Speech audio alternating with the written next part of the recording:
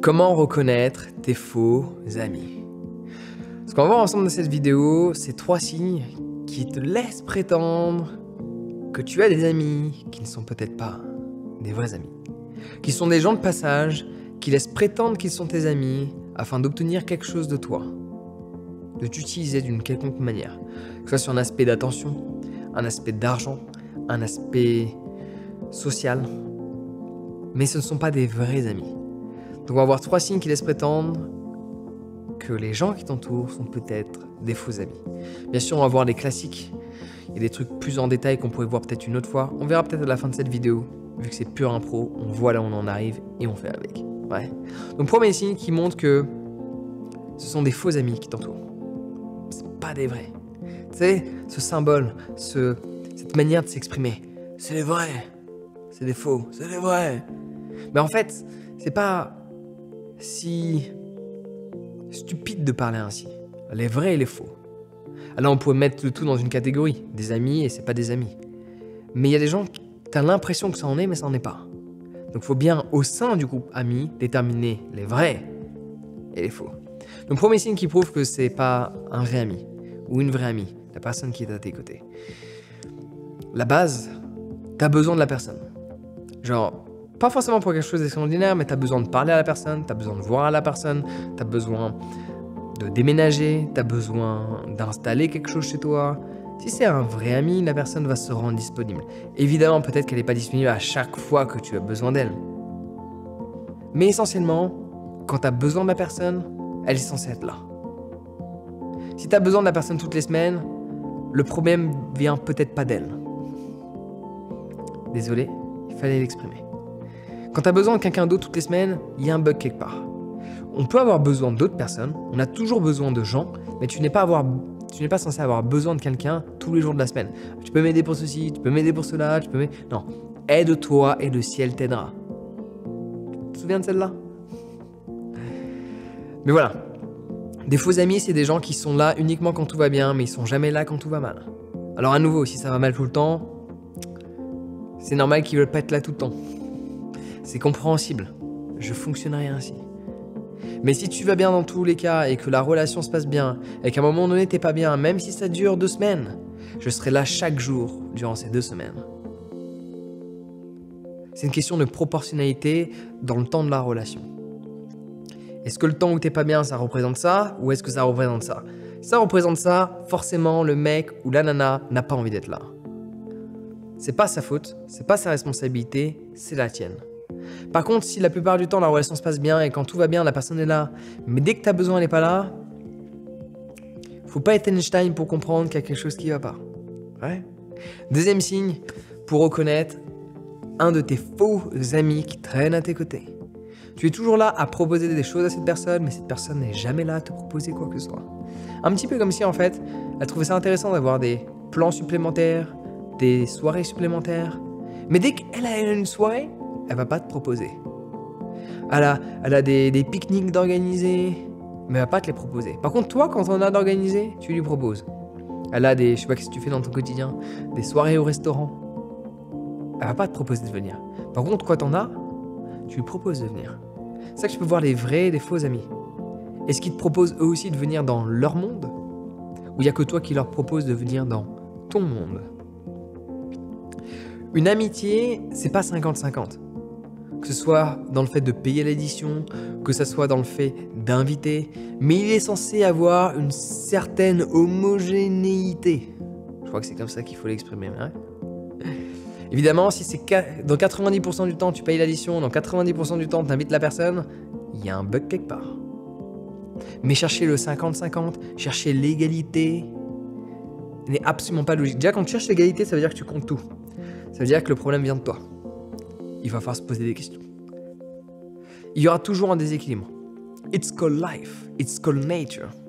Si tu observes la nature, chose que la plupart des gens sont déconnectés parce qu'ils vivent, il y a cette chanson qui est magnifique qui dit qu'ils vivent dans des blocs de béton et des blocs de béton et dans des boîtes et dans des boîtes.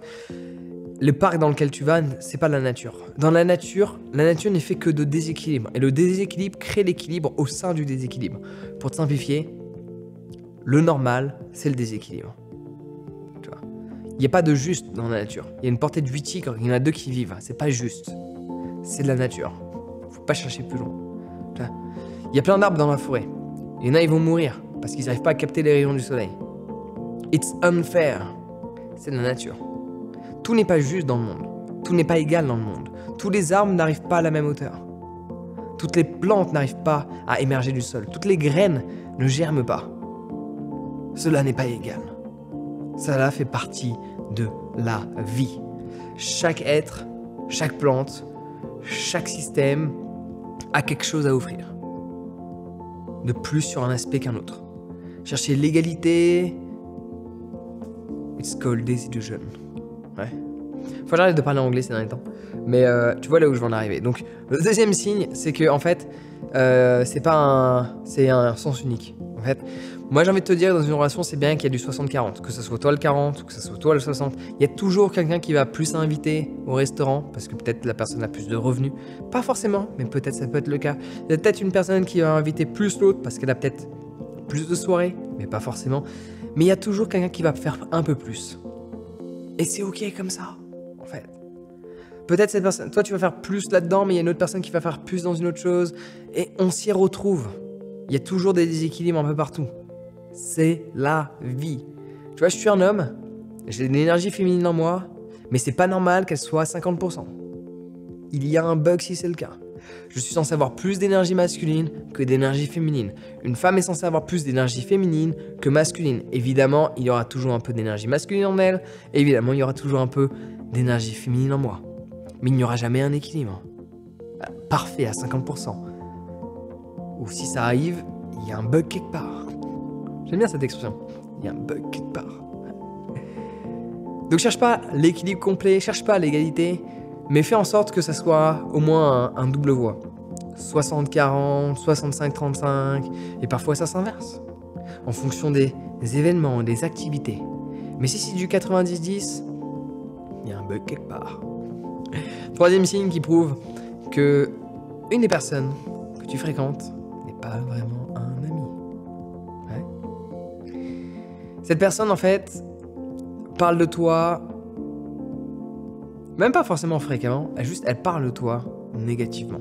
Elle raconte des anecdotes qui ne sont pas valorisantes. Parce qu'au-delà de la négativité qu'une personne peut raconter sur qui tu es, il peut y avoir des anecdotes qui sont dévalorisantes. Et il peut y avoir des choses, de par votre relation, où elle a vu des choses qui ne sont pas forcément valorisantes, mais elle les partage. Et elle sait que cela ne te met pas en valeur. Quand tu as un ami, un vrai ami, quand cette personne parle de toi, elle te valorise. Même, mets de côté l'aspect négatif, parce que là, du coup, pas besoin d'Einstein pour comprendre, mais tu es censé être valorisé par l'autre. Quand ton ami parle de toi, la personne est censée te valoriser. Quand tu aimes quelqu'un, quand tu parles de cette personne, tu es censé valoriser la personne en permanence. Ouais, elle est comme ceci, elle est géniale, elle est extraordinaire, Oui, il fait comme ceci, il est génial, il est extraordinaire. Un ami est censé te valoriser quand tu n'es pas là. Et te valoriser quand tu es là.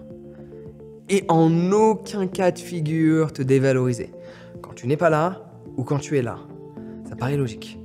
Donc juste prends en considération que si tu as l'impression qu'il y a des gens dans ton entourage où tu as un vrai doute sur le fait qu'en fait, c'est pas tes vrais amis. Mais en fait, tu les as depuis un certain temps parce que tu as peur de cette phase de solitude qui va te permettre de rencontrer de nouvelles personnes. Tu ne peux pas faire rentrer des nouvelles personnes dans ta vie si tu ne te libères pas des personnes que tu as déjà. Tu as toujours besoin de créer de l'espace pour laisser quelque chose entrer dans ta vie. Le vide absorbe. Le vide veut se nourrir de choses. Ouais, c'est comme ça que ça fonctionne. Le vide attire. Donc pour ça, il faut que tu aies assez confiance en toi pour dire stop. Pour dire il y a un bug là. Il y a un bug quelque part. Pour dire en fait, cette relation ne me convient pas.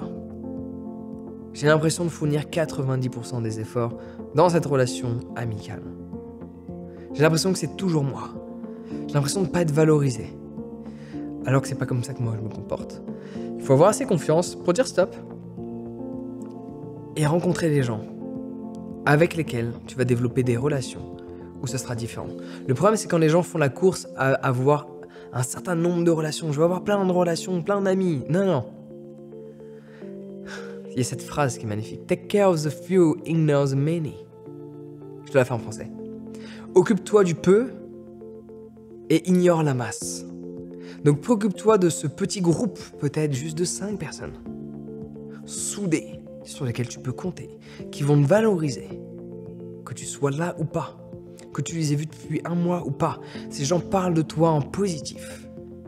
Cherche à t'inviter, cherche à te voir tout comme toi. Il vaut mieux avoir 5 personnes sur lesquelles tu peux compter, plutôt que d'avoir 50 personnes sur lesquelles tu ne peux pas compter. Fais tes propres choix. Tu as une vie, il est temps de faire des choix peut-être différents de ceux que tu as fait précédemment. Donc si tu veux prendre confiance en toi pour aller vers la vie que tu veux mener, inscris-toi à ma formation sur la confiance en soi, le lien est dans la description. Arrête de trouver des excuses, arrête de procrastiner, il est temps d'agir ici et maintenant. Partage de la positivité dans les commentaires. Sur ce, prends soin de toi. Passe une excellente journée.